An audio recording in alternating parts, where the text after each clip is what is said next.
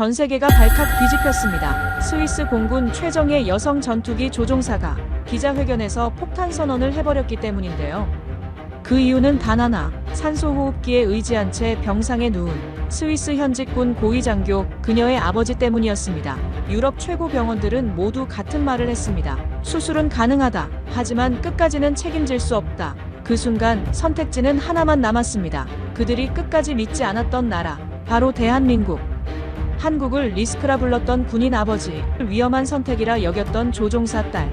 그러나 서울의 한 병원에서 그들의 신념과 계산은 완전히 붕괴됩니다. 왜 강대국 군인은 이건 치료가 아니라 작전이다라고 말했을까요? 지금부터 전 세계가 발칵 뒤집힌 한국 의료의 실화를 공개합니다. 좋아요 버튼을 눌러 우리 의료 실화를 널리 퍼뜨려서 한국의 위상을 더 올려주세요. 그리고 어디서 듣고 계신지도 알려주세요. 우리는 언제나 하나인 대한민국 국민입니다. 그럼 사연 바로 시작합니다. 저는 에바 슈나이더, 35살, 스위스 공군 전투기 조종사입니다. 엔진 소리가 귓속을 찢듯 울려 퍼지는 훈련 비행이었어요. 고도 7,000m, 속도 800km, 계기판의 숫자들이 초록빛으로 깜빡이고 있었죠. 손끝으로 느껴지는 조종관의 진동, 압축된 공기가 헬멧 안으로 스며드는 그 감각까지. 모든 게 정확했습니다. 저는 이 순간을 통제하고 있었어요. 그런데 귀에 꽂힌 통신기에서 기지 관제탑의 목소리가 들려왔습니다. 슈나이더 중위, 즉시 귀환하십시오. 긴급 연락 들어왔습니다. 심장이 쿵 하고 내려앉았어요. 훈련 중 긴급 귀환 명령은 두 가지 중 하나죠. 기체 결함, 아니면 가족 문제. 저는 계기판을 다시 봤어요. 모든 수치가 정상이었습니다. 그렇다면 남은 건 하나뿐이었죠. 착륙 후 달려간 사무실에서 전화를 받았을 때 어머니의 목소리는 떨리고 있었습니다. 아빠가 쓰러졌어. 심장이라고 했어요. 급성 심장질환. 현직 군 고위 장교인 아버지가 그 강인하던 분이 병원 응급실에 누워 계신다고 했죠. 저는 그날 밤 비행복을 벗지도 못한 채 병원으로 달려갔습니다. 아버지는 침대에 누워 계셨어요. 산소 마스크 너머로 보이는 얼굴은 회색빛이었고 가슴에 붙은 전둑들에서 뻗어나온 선들이 심전도 기계와 연결되어 있었습니다. 삐. 규칙적인 소리가 들렸지만 그 소리조차 불안하게 느껴졌어요. 괜찮다. 아버지가 마스크를 살짝 들어 올리며 말했습니다. 목소리는 평소보다 낮았지만 여전히 단호했어요. 수술하면 된다. 하지만 의사들의 말은 달랐습니다. 스위스 최고의 심장병 전문의가 설명했어요. 수술은 가능하다고 했습니다. 그러나 합병증 위험이 높고 재발 가능성도 무시할 수 없으며 무엇보다 장기 관리가 불투명하다고 했죠. 독일 병원에서도 같은 이야기를 들었습니다. 프랑스에서도 마찬가지였어요. 가능은 하지만 보장은 못합니다. 그 문장이 계속 귓가에 맴돌았어요. 저는 밤새 자료를 뒤졌습니다.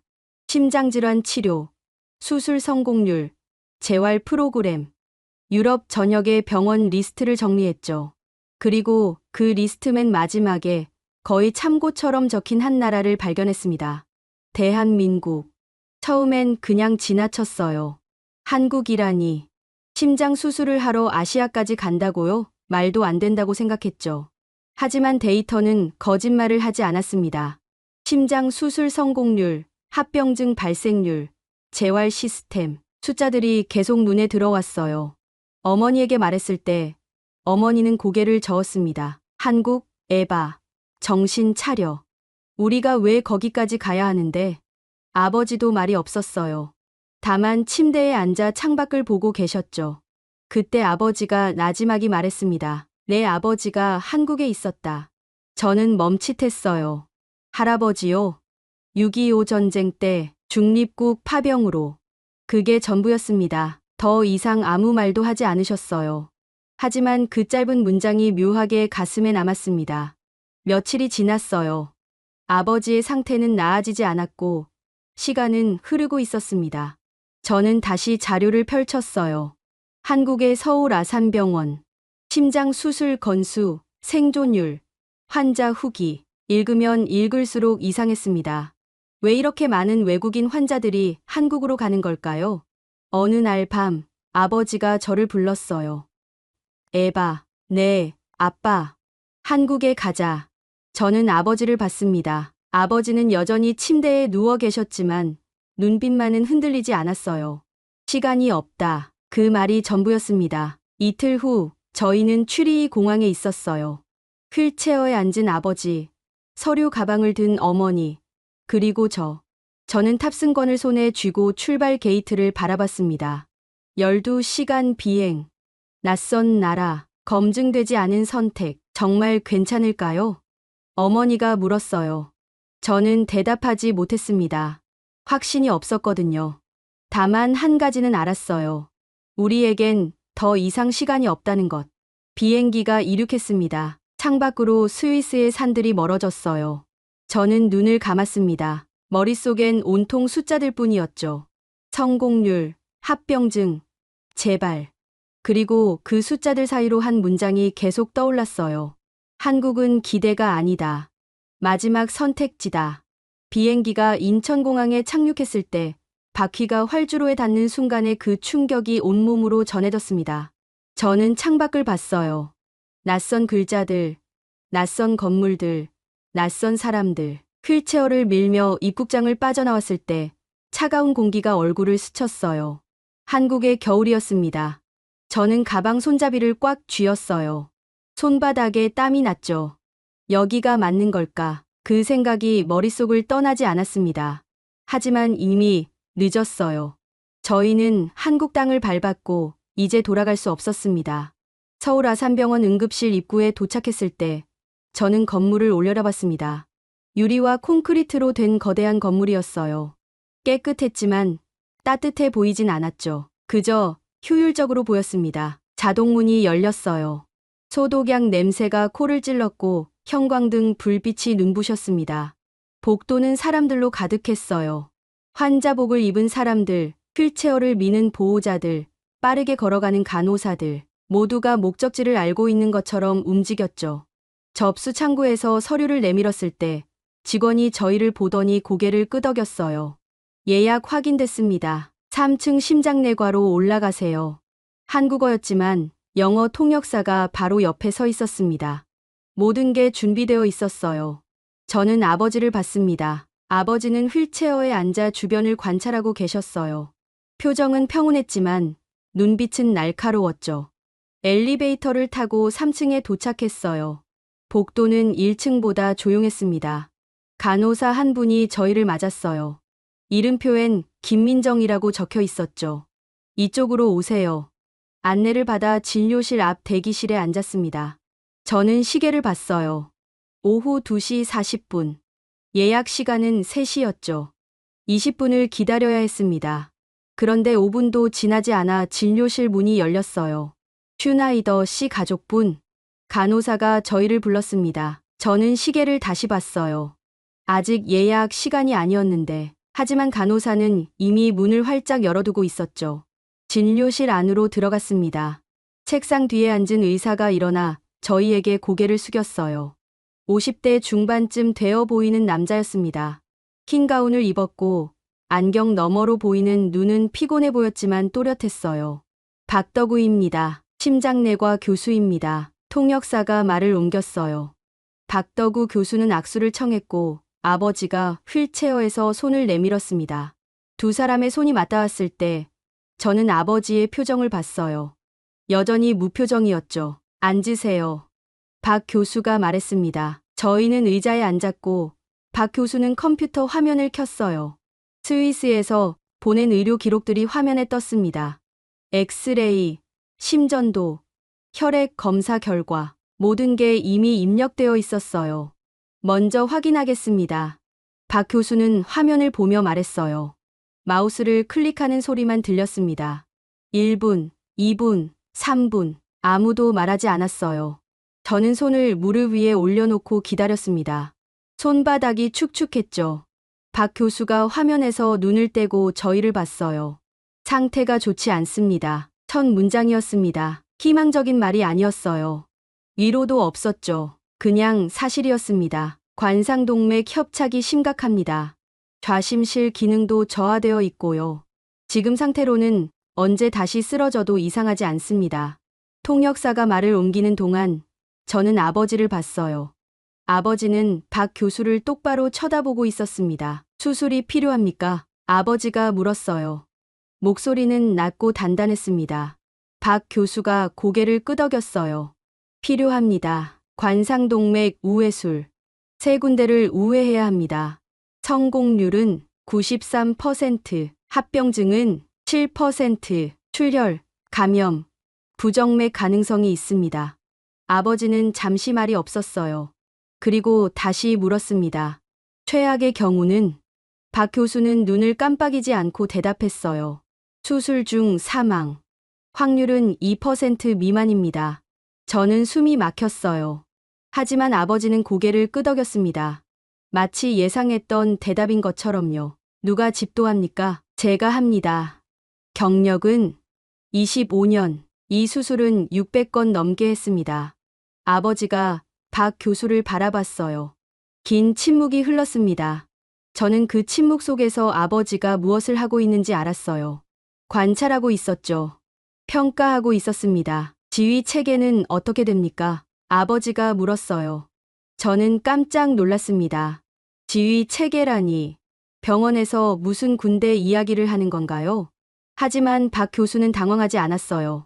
수술팀은 7명입니다. 집도의인 저, 제1보조 1명, 제2보조 1명, 마취과 전문의 1명, 마취 간호사 1명, 순환 간호사 1명, 체외 순환 기사 1명. 각자 역할이 정해져 있고 최종 결정권은 제게 있습니다. 아버지의 눈빛이 변했어요. 미세하게, 하지만 분명히. 문제가 생기면 즉시 보고받고 30초 안에 판단합니다. 누가 책임집니까? 저입니다. 박 교수는 한치의 망설임도 없이 대답했어요. 아버지는 고개를 끄덕였습니다. 그리고 처음으로 입꼬리가 살짝 올라갔죠. 진료가 끝나고 나왔을 때 저는 아버지에게 물었어요. 왜 그런 질문을 하셨어요? 아버지는 휠체어에 앉아 복도를 바라보고 있었습니다. 구조를 봐야 한다. 구조요? 감정이 아니라 구조를. 누가 명령하고, 누가 실행하고, 누가 책임지는지. 그게 보이면 시스템을 신뢰할 수 있다. 저는 아무 말도 하지 못했어요. 아버지는 계속 말했습니다. 저 의사는 희망을 주지 않았다. 위로도 하지 않았어. 하지만 구조는 명확했다. 그게 중요하다. 복도 끝에서 간호사가 저희를 불렀어요. 이번 수속을 해야 한다고 했죠. 저는 휠체어를 밀며 생각했습니다. 아버지는 아직 한국을 믿지 않고 있다. 다만 관찰하고 있을 뿐이다. 검증하고 있다. 한국은 아직 시험을 통과하지 못했어요. 입원실은 6층에 있었습니다. 창밖으로 서울 시내가 보였어요. 회색빛 건물들, 끊임없이 움직이는 차들, 멀리 보이는 산. 낯선 풍경이었죠. 아버지는 침대에 누웠고 간호사가 다시 전극들을 가슴에 붙였어요. 심전도 모니터가 켜졌고 규칙적인 신호음이 울렸습니다. 삐, 삐, 삐. 저는 그 소리를 들으며 의자에 앉았어요. 내일 오전 9시에 수술 전 검사가 있습니다. 간호사가 말했어요. 통역사가 옆에서 설명을 이어갔죠. 심장 초음파, 폐 기능 검사, 추가 혈액 검사를 진행합니다. 결과는 당일 오후에 나옵니다. 그럼 수술은 언제입니까? 어머니가 물었어요. 검사 결과 확인 후 이틀 뒤 예정입니다. 이틀, 생각보다 빨랐어요. 스위스에서는 최소 일주일은 기다려야 한다고 했거든요. 저는 간호사를 봤습니다. 간호사는 차트에 뭔가를 적으며 담담하게 말했어요. 시간이 없으니까요. 그 말이 가슴을 찔렀어요. 시간이 없다. 맞았습니다. 저희에겐 정말 시간이 없었죠. 간호사가 나가고 저희만 남았어요. 어머니는 창가에 서서 밖을 보고 있었고 아버지는 눈을 감고 계셨습니다. 저는 핸드폰을 꺼내 메시지를 확인했어요. 스위스에서 온 연락들이었죠. 동료들, 친구들 모두 걱정하고 있었습니다. 괜찮아? 한국은 어때? 믿을 수 있어? 저는 답장을 쓰려다 멈췄어요. 뭐라고 써야 할지 몰랐거든요. 괜찮다고? 아직 모르겠습니다. 믿을 수 있다고? 그것도 모르겠어요. 다음 날 아침 검사가 시작됐습니다. 아버지는 휠체어를 타고 검사실로 갔고 저희는 복도에서 기다렸어요. 1시간, 2시간. 시간이 느리게 흘렀습니다. 오후 2시쯤 박덕우 교수가 저희를 불렀어요. 다시 진료실이었죠. 책상 위엔 검사 결과지들이 펼쳐져 있었습니다. 박 교수는 자리에 앉으라는 손짓도 없이 바로 말했어요. 상태가 생각보다 안 좋습니다. 저는 가슴이 철렁했어요. 좌심실 박출률이 35%입니다. 정상은 50% 이상이고요. 폐 기능도 떨어져 있습니다. 마취 유지가 쉽지 않을 겁니다. 박 교수는 모니터를 돌려 저희에게 보여줬어요. 심장 초음파 영상이었습니다. 뛰는 심장이 보였지만 저는 뭐가 뭔지 알 수 없었어요. 다만 박 교수의 표정만 봤죠. 굳어 있었습니다. 수술 시간은 예상보다 길어질 겁니다. 최소 6시간. 출혈 위험도 높고요. 그럼 어떻게 됩니까? 아버지가 물었어요. 박 교수가 아버지를 봤습니다. 수술은 합니다. 하지만 쉽지 않을 겁니다. 실패 가능성은 15%로 올라갔습니다. 15%. 아까는 7%였어요. 2배 이상 올랐습니다. 저는 손을 꽉 쥐었어요. 손톱이 손바닥에 박혔죠. 어머니가 떨리는 목소리로 물었어요. 그럼 안 하는 게 낫지 않습니까? 박 교수는 고개를 저었어요. 수술 안 하면 3달 안에 다시 쓰러집니다. 그때는 손 쓸 수 없습니다. 침묵이 흘렀어요. 긴 침묵이었습니다. 저는 아버지를 봤어요. 아버지는 박 교수를 바라보고 있었죠. 왜 안심시키지 않습니까? 아버지가 물었어요. 박 교수가 눈을 깜빡였습니다. 안심시켜야 합니까? 보통은 그러지 않습니까? 걱정하지 말라고, 잘 될 거라고. 박 교수는 잠시 생각하는 듯 했어요. 그리고 말했습니다. 거짓말은 안 합니다. 거짓말이라니요? 확신 없는 안심은 거짓말입니다. 저는 15%의 실패 가능성을 무시할 수 없습니다. 그걸 숨기는 건 환자를 속이는 겁니다. 아버지의 눈빛이 변했어요. 날카로웠던 시선이 조금 부드러워졌습니다. 그럼 성공할 수 있습니까? 할 수 있습니다. 하지만 보장은 못합니다. 최선을 다하겠습니까? 그건 당연한 겁니다. 박 교수는 서류를 정리하며 말했어요. 수술 동의서 작성하셔야 합니다. 모든 위험 요소가 명시되어 있습니다. 읽어보시고 서명하세요. 간호사가 서류를 가져왔어요. 저는 서류를 받아 읽기 시작했습니다. 한글과 영어가 함께 적혀 있었죠. 수술 과정, 위험 요소, 합병증, 사망 가능성. 모든 게 적혀 있었어요. 숨김없이 어머니가 제 팔을 잡았어요.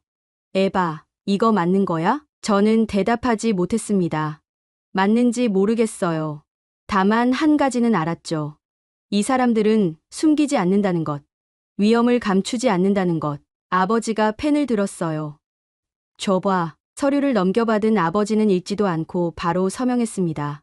저는 놀라 아버지를 봤어요. 아빠, 안 읽어보세요? 이미 다 들었다. 하지만 에바, 아버지가 저를 봤어요.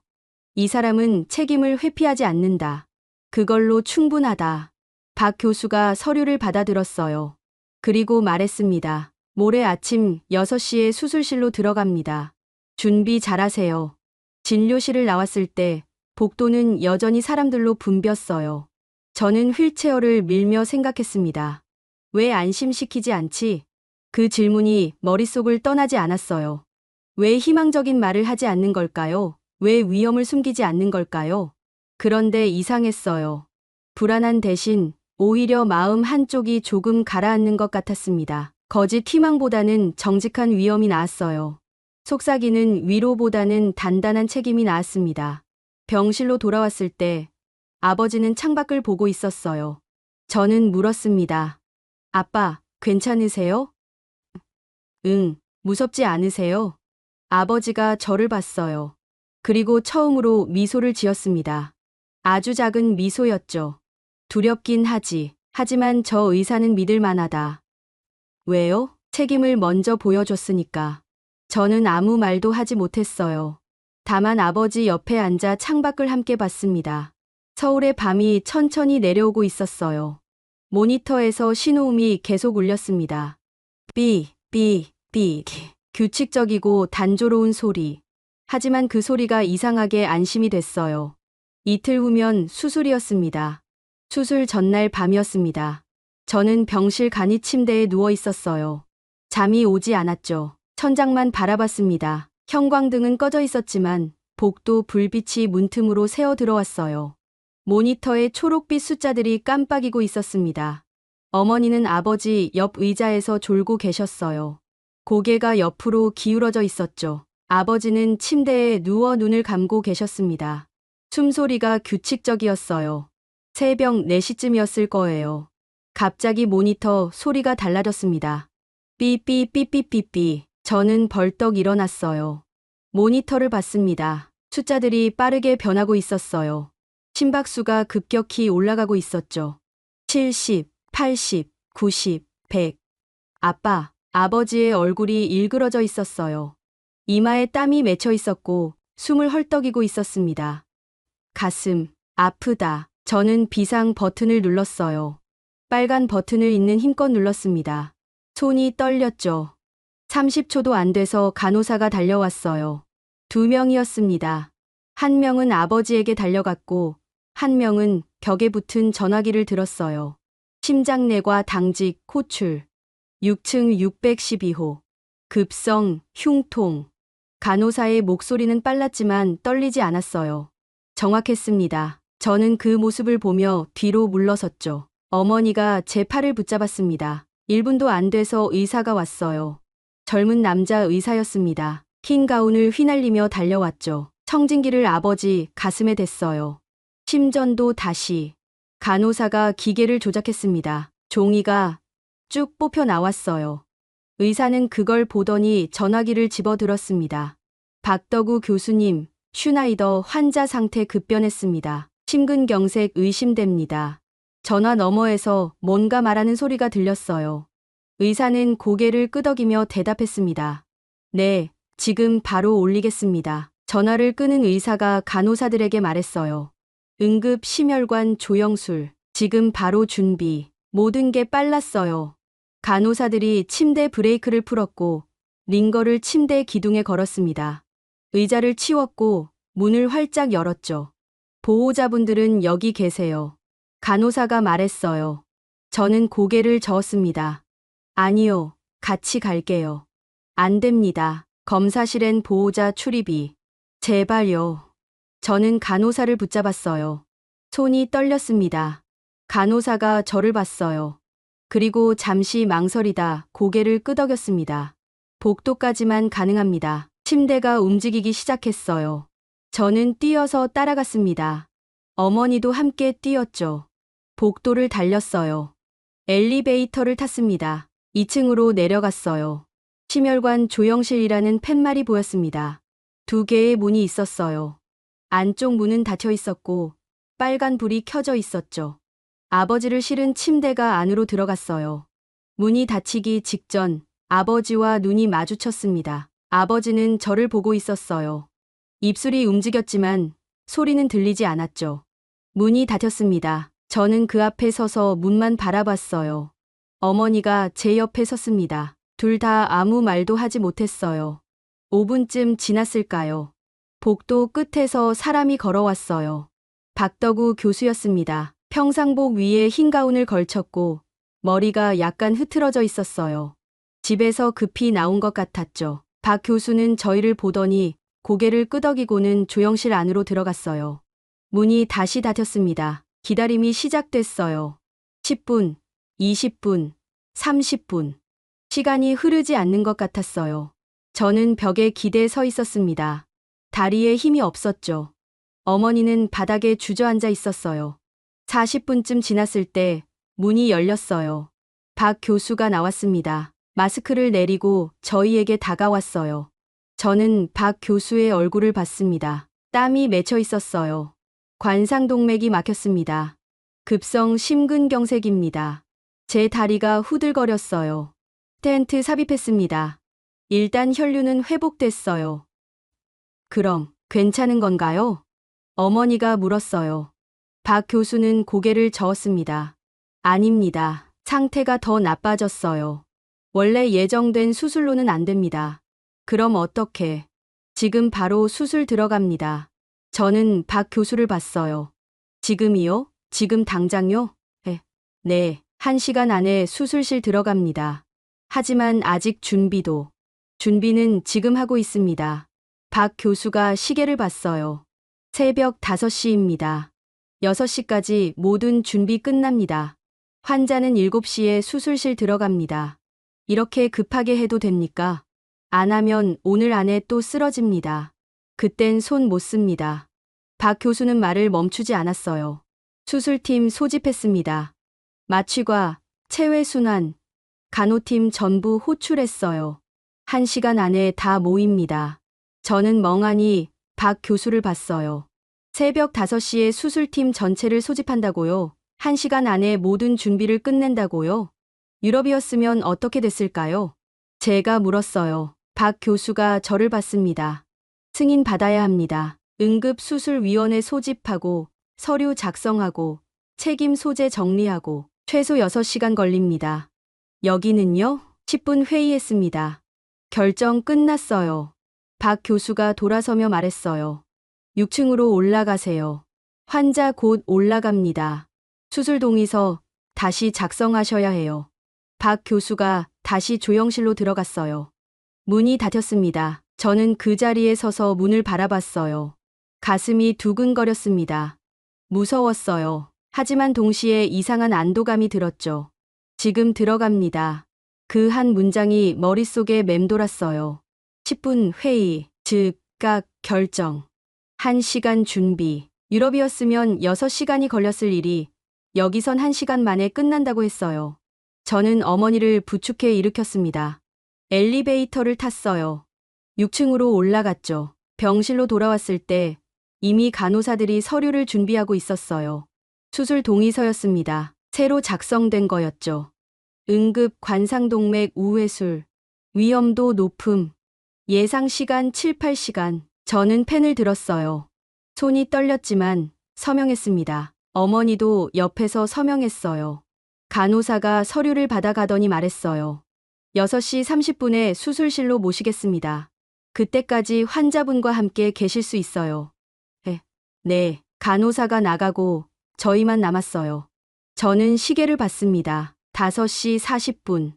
50분 남았어요. 창밖이 밝아오고 있었습니다.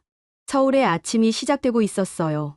저는 창가에 서서 밖을 봤습니다. 한국은 시간을 벌어줬다. 그 생각이 들었어요. 승인도, 회의도, 책임 회피도 없이 그냥 움직였습니다. 결정하고, 준비하고, 실행했어요. 문이 열렸어요. 아버지가 침대에 누운 채 들어왔습니다. 산소 마스크를 쓰고 있었지만 눈은 떠 있었어요.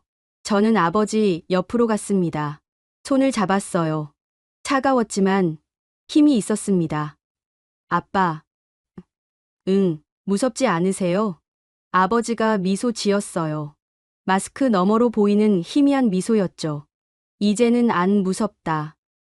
왜요? 여기는 작전 같으니까. 저는 눈물이 났어요. 참으려 했지만 참을 수 없었습니다. 눈물이 볼을 타고 흘렀어요. 아버지가 제 손을 꽉 쥐었습니다. 괜찮을 거다. 어떻게 아세요? 이 사람들은 진짜니까. 6시 30분이 됐어요. 간호사들이 들어왔습니다. 침대를 움직일 준비를 했죠. 이제 가셔야 합니다. 저는 아버지 손을 놓았어요. 어머니가 아버지 이마에 입을 맞췄습니다. 아버지가 눈을 감았어요. 침대가 움직였습니다. 문을 나가고 복도를 지나고 엘리베이터를 탔어요. 저는 끝까지 따라갔습니다. 수술실 앞에 도착했어요. 큰 회색 문이 보였습니다. 수술 중 출입금지라는 빨간 글씨가 붙어 있었죠. 문이 열렸어요. 침대가 안으로 들어갔습니다. 문이 닫혔어요. 저는 그 문 앞에 서서 한참을 그렇게 서 있었습니다. 수술실 앞 대기실은 좁았습니다. 의자가 10개쯤 있었고 벽에는 시계가 걸려 있었어요. 형광등이 환하게 켜져 있었지만 그 빛이 차갑게 느껴졌죠. 저는 창가 의자에 앉았습니다. 어머니는 제 옆에 앉아 눈을 감고 있었어요. 7시였어요. 수술이 시작됐습니다. 시계 초침이 움직이는 소리가 들렸어요. 똑, 똑, 똑. 저는 그 소리를 세며 앉아 있었습니다. 1시간이 지났어요. 아무 소식이 없었습니다. 2시간이 지났어요. 여전히 조용했어요. 3시간쯤 됐을 때 대기실 문이 열렸습니다. 간호사가 들어왔어요. 보호자분, 저는 벌떡 일어났습니다. 네, 수술 진행 중입니다. 현재 관상동맥 우회 중이고요. 예상대로 진행되고 있습니다. 그럼 괜찮은 건가요? 아직 절반도 안 끝났어요. 기다려 주세요. 간호사가 나갔어요. 저는 다시 앉았습니다. 어머니가 제 손을 잡았어요. 손이 떨리고 있었죠. 4시간째였어요. 저는 복도를 걸었습니다. 가만히 앉아 있을 수가 없었거든요. 복도 끝까지 갔다가 돌아오고 또 갔다가 돌아오고 계속 걸었어요. 그러다 수술실 옆 복도에서 멈췄습니다. 유리창이 있었어요. 수술실 안이 보인 건 아니었지만 복도 쪽은 볼 수 있었죠. 사람들이 움직이고 있었어요. 흰 옷을 입은 사람들, 초록색 수술복을 입은 사람들, 모두 빠르게 걸었습니다. 뛰지는 않았지만 서두르고 있었어요. 그 모습을 보며 저는 생각했습니다. 아버지가 맞았다. 아버지는 이틀 전에 말했었죠. 구조를 봐야 한다고, 누가 명령하고, 누가 실행하고, 누가 책임지는지 봐야 한다고. 저는 그 복도를 보며 깨달았어요. 여기는 병원이 아니었습니다. 작전 본부였어요. 명령 계통이 명확했어요. 지휘관이 있고, 실행자가 있고, 보조자가 있었습니다. 아무도 망설이지 않았어요. 질문하지 않았고, 확인하지 않았죠. 각자 자기 역할을 알고 있었습니다. 중복이 없었어요. 두 사람이 같은 일을 하지 않았고, 누구도 남의 영역을 침범하지 않았죠. 톱니바퀴처럼 맞물려 돌아가고 있었어요. 그리고 권한이 집중되어 있었습니다. 새벽에 박덕우 교수가 말했죠. 10분 회의했다고. 결정 끝났다고. 유럽이었으면 위원회를 소집했을 거예요. 승인을 받아야 했을 겁니다. 서류를 작성하고 책임을 나누고 리스크를 분산시켰을 거죠. 그러는 사이 6시간이 지나갔을 거예요. 하지만 여기는 달랐어요. 현장에 권한이 있었습니다. 집도의가 결정했고 팀이 움직였어요. 승인도, 회의도, 책임 회피도 없었죠. 그냥 실행했습니다. 이건 민간 의료가 아니다. 아버지의 목소리가 귓가에 맴돌았어요. 작전이다. 맞았습니다. 이건 작전이었어요. 환자를 살리는 작전, 시간과 싸우는 작전, 죽음을 막는 작전. 그리고 한국은 그 작전에 익숙했어요. 저는 문득 생각했습니다. 왜일까요? 왜 이렇게 빠르고 정확하고 효율적일까요? 그때 복도 끝에서 누군가 걸어오는 게 보였어요. 젊은 의사였습니다. 수술복을 입고 있었지만 마스크는 내리고 있었어요. 지친 얼굴이었죠. 의사가 자판기 앞에 섰어요. 커피를 뽑았습니다. 종이컵을 들고 한 모금 마셨죠. 그리고 다시 수술실 쪽으로 걸어갔어요. 쉬지도 않았어요. 앉지도 않았죠. 커피 한 모금 마시고 바로 돌아갔습니다. 그 모습이 가슴을 찔렀어요. 이건 매일 반복되는 일이다. 새벽에 호출받는 것도, 1시간 만에 준비하는 것도, 8시간 수술하는 것도 모두 일상이었어요. 특별한 게 아니었죠. 저는 대기실로 돌아왔습니다. 어머니는 여전히 눈을 감고 있었어요. 저는 옆에 앉아 시계를 봤습니다. 5시간째였어요. 오후 1시쯤 문이 다시 열렸어요. 간호사가 들어왔습니다. 우회술 끝났습니다. 지금 봉합 중이에요. 1시간 정도 더 걸릴 겁니다. 상태는요? 안정적입니다. 간호사가 나갔어요. 저는 한숨을 내쉬었습니다. 처음으로 숨을 제대로 쉬는 것 같았어요.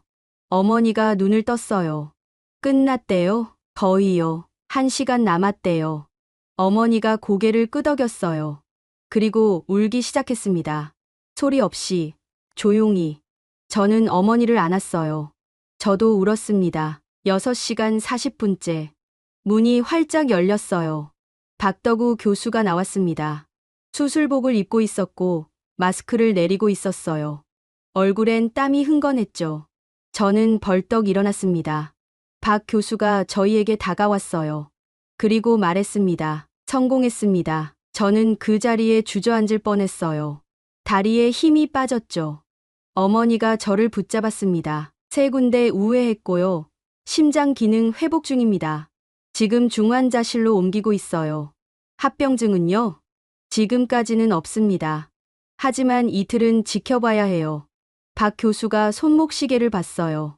오후 2시입니다. 1시간 후에 중환자실 면회 가능합니다. 그때 뵙겠습니다. 박 교수가 돌아섰어요. 걸음이 느렸습니다. 지쳐 보였죠. 하지만 등은 꼿꼿했어요. 저는 그 뒷모습을 보며 생각했습니다. 아버지가 이 사람을 신뢰한 이유를 알겠다. 책임을 회피하지 않았어요. 희망을 강요하지 않았죠. 위험을 숨기지 않았고 결과를 보장하지도 않았습니다. 하지만 끝까지 해냈어요. 1시간 후 저희는 중환자실 면회실로 갔습니다. 유리창 너머로 아버지가 보였어요. 침대에 누워 있었고 온몸에 선들이 연결되어 있었죠. 인공호흡기가 숨을 불어넣고 있었어요. 하지만 살아 있었습니다. 가슴이 오르내리고 있었어요. 모니터에 심박수가 찍히고 있었죠. 규칙적으로, 꾸준히 저는 유리창에 손을 댔습니다. 차가웠어요. 하지만 그 너머엔 따뜻한 생명이 있었죠. 한국이 아버지를 살렸다. 그 생각이 가슴을 채웠어요. 승인도, 회의도, 지체도 없이 그냥 움직였습니다. 결정하고, 준비하고, 실행했어요. 군인처럼, 아버지가 평생 봐온 그 시스템처럼 저는 처음으로 한국을 믿게 됐습니다. 사흘이 지났어요. 아버지는 중환자실에서 일반 병실로 옮겨졌습니다. 인공호흡기도 뗐고 스스로 숨 쉬고 있었어요. 목소리도 돌아왔죠. 약하긴 했지만 분명히 들렸습니다. 제가 물컵을 들어드렸어요. 아버지가 빨대로 물을 조금 마셨습니다. 목을 넘기는 소리가 들렸죠. 고맙다. 천만에요, 아빠. 저는 컵을 내려놓고 아버지를 봤어요. 얼굴에 핏기가 돌아오고 있었습니다. 이틀 전만 해도 회색빛이었는데 이제 조금씩 살아있는 색이 돌아왔어요. 박 교수님이 오늘 오신대요. 응, 아버지는 창밖을 봤습니다. 서울 하늘이 맑았어요. 구름 한 점 없었죠. 오후 3시쯤 박덕우 교수가 병실에 들어왔어요. 흰 가운을 입고 차트를 들고 있었습니다. 뒤따라 레지던트 2명이 들어왔죠. 상태 좋습니다. 박 교수가 말했어요. 청진기로 심장 소리를 들었습니다. 고개를 끄덕이며 차트에 뭔가 적었죠. 회복 빠릅니다. 예상보다 좋아요.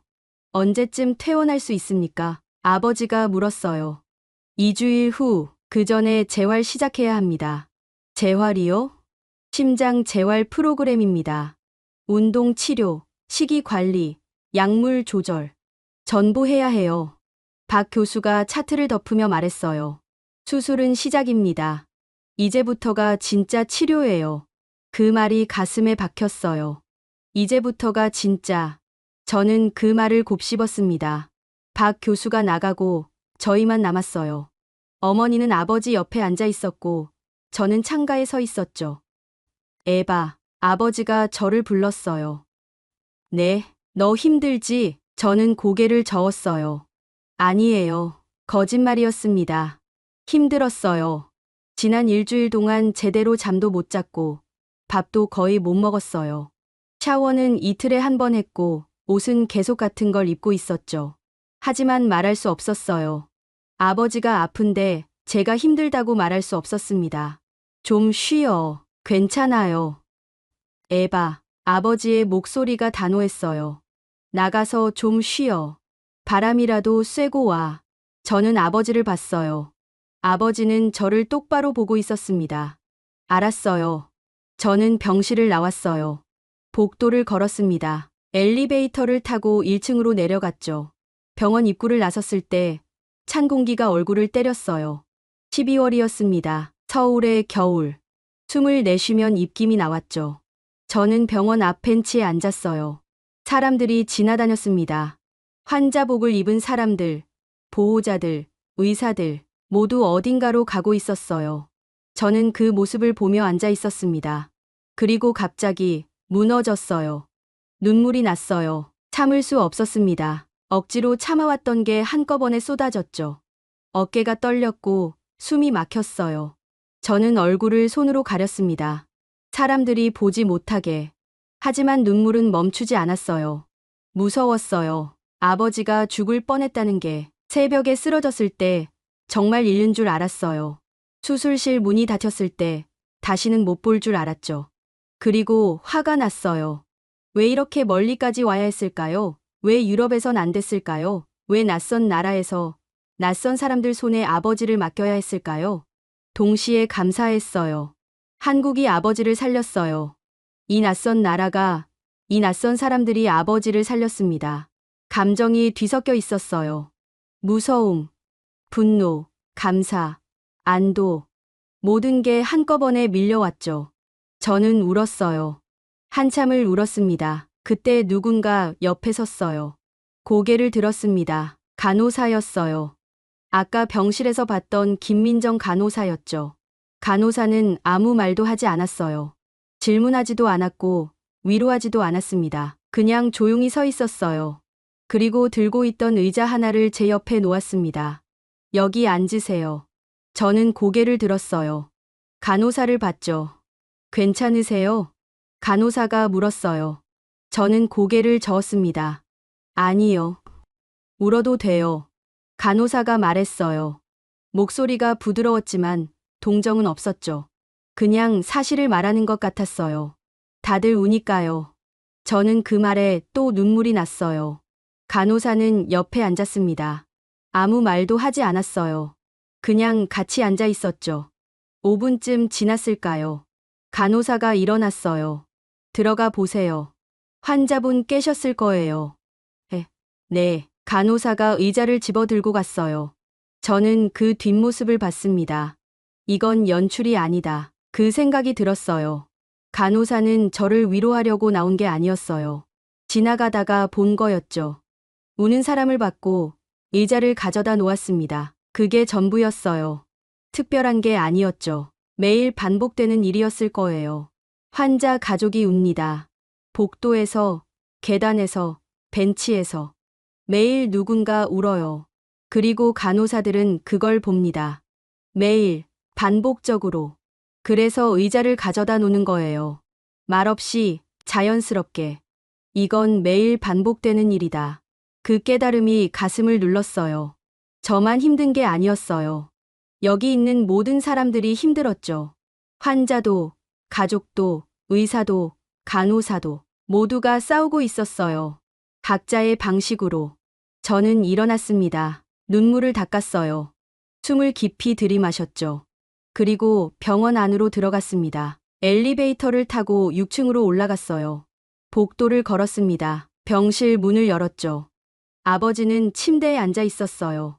등받이에 기대어 창밖을 보고 있었습니다. 다녀왔어요. 아버지가 저를 봤어요. 괜찮아? 네. 저는 의자에 앉았습니다. 아버지, 옆에, 그리고 말했어요. 아빠, 전 처음 알았어요. 뭘? 여기 사람들이 얼마나 대단한지. 아버지가 미소 지었어요. 작은 미소였지만 따뜻했습니다. 나도 알았다. 뭐요? 왜 여기가 다른지. 창밖으로 서울이 보였어요. 해가 지고 있었습니다. 하늘이 주황빛으로 물들고 있었죠. 저는 그 하늘을 보며 생각했습니다. 이제 믿는다. 한국을, 이 시스템을, 이 사람들을. 일주일이 지났어요. 아버지는 이제 침대에서 일어나 걸을 수 있었습니다. 천천히였지만 스스로 걸었어요. 복도를 한 바퀴 도는데 15분 걸렸죠. 저는 옆에서 부축했습니다. 괜찮으세요? 응, 괜찮다. 아버지의 숨소리가 거칠었어요. 하지만 멈추지 않았죠. 한 걸음 걸었습니다. 병실로 돌아왔을 때 아버지는 침대에 앉아 숨을 골랐어요. 이마에 땀이 맺혀 있었죠. 물 좀. 제가 물컵을 건넸어요. 아버지가 마셨습니다. 그리고 창밖을 봤어요. 내일 퇴원 상담이지? 네, 오후 2시요. 박 교수님이 오시나? 그렇대요. 아버지가 고개를 끄덕였어요. 다음 날 오후 박덕우 교수가 병실에 왔습니다. 차트를 들고 있었고 뒤에 재활의학과 의사 한 분이 함께 왔어요. 앉으세요. 저희는 의자에 앉았어요. 박 교수는 책상 앞에 섰습니다. 회복 상태 좋습니다. 예상보다 빠릅니다. 그럼 퇴원해도 됩니까? 아버지가 물었어요. 박 교수가 고개를 끄덕였어요. 네, 이틀 후 퇴원 가능합니다. 저는 안도의 한숨을 내쉬었어요. 드디어 집에 갈 수 있다. 하지만 박 교수는 멈추지 않았어요. 그런데 말씀드릴 게 있습니다. 저는 박 교수를 봤어요. 수술은 성공했습니다. 심장도 회복 중이고요. 하지만 이제부터가 진짜 치료입니다. 그 말이 또 나왔어요. 이제부터가 진짜. 박 교수가 서류를 꺼냈어요. 펼쳐서 저희에게 보여줬죠. 심장 재활 프로그램입니다. 3개월 과정이에요. 서류에는 일정표가 적혀 있었어요. 주 3회 운동 치료, 주 1회 영양 상담, 매일 약물 복용, 월 1회 검사. 운동은 필수입니다.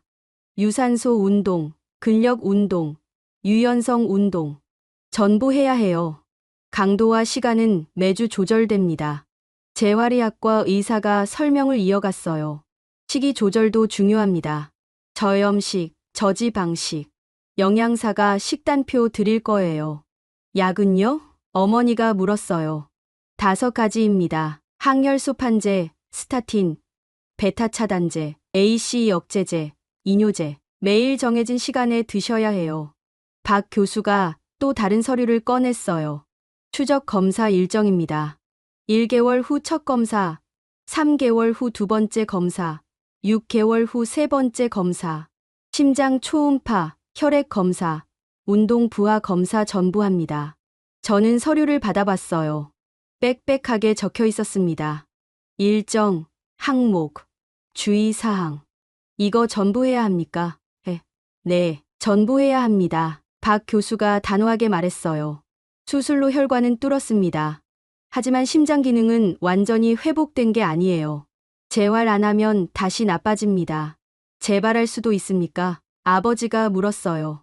있습니다. 재활 안 하면 5년 내 재발률 40%입니다. 재활 제대로 하면 10%로 떨어져요. 숫자가 명확했어요. 40%와 10% 차이가 컸죠. 스위스로 돌아가시죠. 박 교수가 물었어요. 네, 그럼 거기서 재활 받으셔야 해요. 제가 소견서 써드릴게요. 거기 병원에 전달하시면 됩니다. 박 교수가 컴퓨터를 켰어요. 타이핑을 시작했습니다. 키보드 소리만 들렸죠. 2분쯤 후 프린터에서 서류가 나왔어요. 박 교수가 서류를 집어 저희에게 건넸습니다. 수술 기록, 회복 경과, 약물 처방, 재활 계획 전부 들어 있어요. 영어로 작성했습니다. 저는 서류를 받았어요. 6장이었습니다. 꼼꼼하게 적혀 있었어요. 그리고 이거. 박 교수가 명함을 건넸어요. 제 이메일입니다. 문제 생기면 연락하세요. 언제든. 저는 명함을 봤어요. 박덕우, 심장내과 교수, 이메일 주소. 감사합니다. 제가 말했어요. 목이 메었죠. 박 교수가 고개를 끄덕였어요. 치료는 수술로 끝나는 게 아닙니다. 지속입니다. 매일, 꾸준히. 그게 진짜 치료예요. 박 교수가 일어났어요. 문 쪽으로 걸어가다가 멈춰 섰습니다. 그리고 돌아서서 말했어요. 환자분. 아버지가 박 교수를 봤어요. 건강하게 사세요. 오래. 그 말이 전부였어요. 박 교수는 나갔습니다. 저는 손에 든 서류를 봤어요. 명함을 봤죠. 이제부터가 진짜 치료. 그 말이 계속 맴돌았어요. 수술은 끝났어요. 성공했죠. 하지만 끝이 아니었습니다. 시작이었어요. 재활, 검사, 약물, 관리, 모든 게 남아 있었죠. 그리고 한국은 그것까지 준비해 놓았어요. 계획을 짰고, 일정을 잡았고, 소견서를 써줬습니다. 책임을 명확히 했어요. 끝까지. 저는 그 단어를 떠올렸어요. 한국은 끝까지 책임졌습니다. 수술만 하고 끝이 아니었어요. 회복까지, 재활까지, 그 이후까지 모든 걸 봤죠. 저는 아버지를 봤어요. 아버지는 창밖을 보고 있었습니다. 아빠. 응, 이제 괜찮으실 거예요. 아버지가 저를 봤어요. 미소 지었죠. 그래, 괜찮을 거다. 이틀 후, 퇴원 날이었어요. 아침 일찍 짐을 쌌습니다. 많지 않았어요. 옷 몇 벌, 세면 도구, 서류들. 간호사가 와서 퇴원 수속을 도왔어요. 서류에 서명하고, 약을 받고, 마지막 체크를 했죠. 조심히 가세요. 간호사가 말했어요. 감사합니다. 저는 고개를 숙였어요. 간호사도 고개를 숙였죠. 복도를 걸었어요. 엘리베이터를 탔습니다. 1층으로 내려갔죠. 병원 입구를 나섰을 때 햇살이 눈부셨어요. 12월이었지만 따뜻했습니다. 택시를 탔어요. 인천공항으로 가는 길이었죠. 저는 뒤를 돌아봤어요. 병원 건물이 점점 작아졌습니다. 저 안에서 아버지가 살아났어요. 저 안에서 기적이 일어났죠. 아니, 기적이 아니었어요. 시스템이었습니다. 책임이었고 지속이었죠. 택시가 고속도로에 올랐어요. 서울이 멀어졌습니다. 저는 창밖을 보며 생각했어요. 한국, 고마워요. 공항 라운지는 조용했어요. 아버지는 휠체어에 앉아 있었고 어머니는 옆에서 물을 건넸죠. 저는 창가에 서서 활주로를 봤습니다. 비행기들이 이륙하고 착륙하고 있었어요. 탑승 시간까지 2시간 남았어요. 저는 핸드폰을 꺼냈습니다. 사진첩을 열었죠. 지난 2주일 동안 찍은 사진들이 있었어요. 병원, 건물, 아버지 침대, 복도, 창밖 풍경. 많지 않았어요. 사진 찍을 여유가 없었거든요. 하지만 몇 장은 남아 있었죠. 마지막 사진은 어제 찍은 거였어요. 박덕우 교수와 아버지가 함께 찍은 사진. 병실에서 찍었죠. 박 교수는 흰 가운을 입고 있었고 아버지는 환자복을 입고 있었어요. 둘 다 카메라를 보고 있었지만 웃지는 않았습니다. 그냥 서 있었죠. 저는 그 사진을 보며 생각했어요. 이게 전부였다. 설득도 없었어요. 설명도 없었고 과장도 없었죠. 그냥 책임졌습니다. 처음부터 끝까지. 에바, 아버지가 저를 불렀어요. 저는 아버지에게 갔습니다. 네, 아버지가 가방에서 뭔가 꺼냈어요. 봉투였습니다. 흰 봉투. 이거 전해줘. 뭔데요?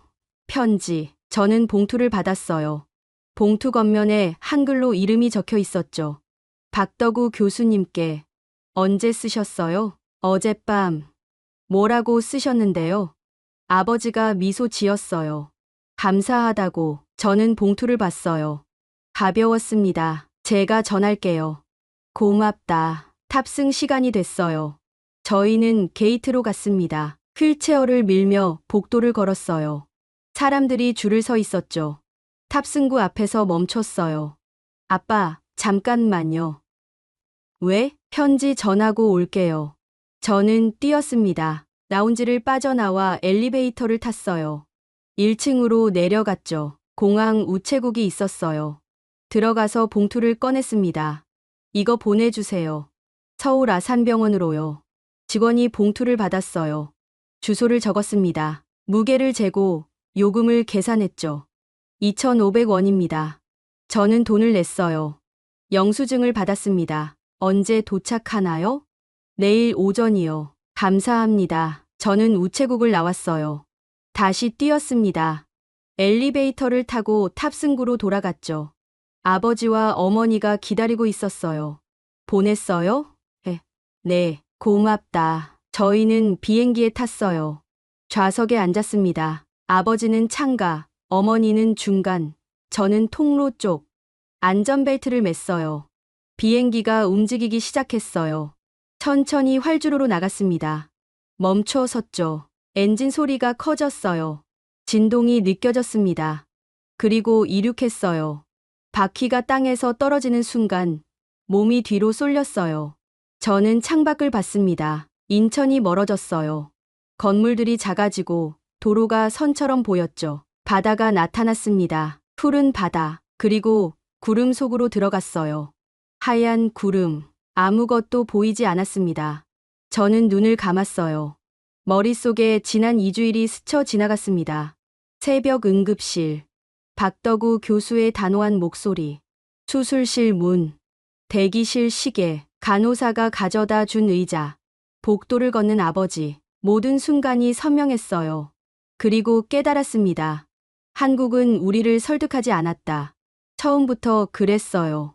희망을 주지 않았고 안심시키지 않았죠. 위험을 숨기지 않았고 결과를 보장하지도 않았어요. 하지만 책임졌습니다. 명확하게 끝까지 설명하지도 과장하지도 않았다. 맞았어요. 데이터를 보여줬고 위험을 말했고 계획을 세웠죠. 그게 전부였어요. 그저 끝까지 책임졌다. 수술만 한 게 아니었어요. 회복을 받고 재활을 계획했고 추적 검사 일정을 잡았죠. 소견서를 써줬고 연락처를 줬어요. 끝까지 저는 눈을 떴어요. 비행기는 구름 위를 날고 있었습니다. 햇빛이 쏟아졌어요. 눈부셨죠. 아버지가 제 손을 잡았어요. 에바, 네, 나 한 가지 배웠다. 뭐요? 아버지가 창밖을 봤어요. 전투기든 심장이든 가장 강한 건 끝까지 운용 가능한 시스템이라는 거. 저는 아버지를 봤어요. 한국이 그렇다는 거죠? 응, 한국은 끝까지 간다. 아버지의 목소리가 잔잔했어요. 하지만 확신에 차 있었죠. 저는 고개를 끄덕였어요. 저도 배웠어요. 뭘? 신뢰는 말이 아니라 행동에서 온다는 거요. 아버지가 미소 지었어요. 비행기는 계속 날았습니다. 서쪽으로, 집으로. 하지만 제 마음 한구석엔 한국이 남아 있었어요. 그 차가운 복도, 규칙적인 모니터 소리, 묵묵히 일하는 사람들, 끝까지 책임지는 시스템, 모두 남아 있었습니다. 12시간 후 저희는 추리히에 도착했어요. 공항을 빠져나왔을 때 스위스의 차가운 공기가 얼굴을 맞았습니다. 익숙한 공기였어요. 집으로 가는 차 안에서 저는 핸드폰을 꺼냈어요. 메시지를 썼습니다. 박덕우 교수님께 보내는 메시지였죠. 교수님, 에바 슈나이더입니다. 무사히 도착했습니다. 아버지 상태 좋습니다. 편지 받으셨는지 모르겠네요.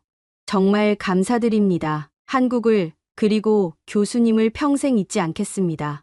전송했어요. 답장이 올 거라고 기대하지 않았어요. 박 교수는 바쁠 테니까요. 하지만 10분 후 답장이 왔습니다. 편지 잘 받았습니다. 재활 열심히 하세요. 건강하십시오. 짧았어요. 하지만 충분했죠. 저는 핸드폰을 내려놓고 창밖을 봤어요. 스위스 산들이 보였습니다. 눈 덮인 산. 아름다웠어요. 하지만 마음 한구석은 여전히 서울에 있었습니다. 그곳의 사람들과 시스템과 책임과 함께. 여러분은 언제 의료 시스템을 진정으로 신뢰하게 되셨나요? 수술의 성공이 기적이 아니라 책임 있는 시스템에서 나온다는 걸 저는 한국에서 배웠습니다. 이 이야기가 마음에 닿으셨다면 구독과 좋아요 부탁드립니다.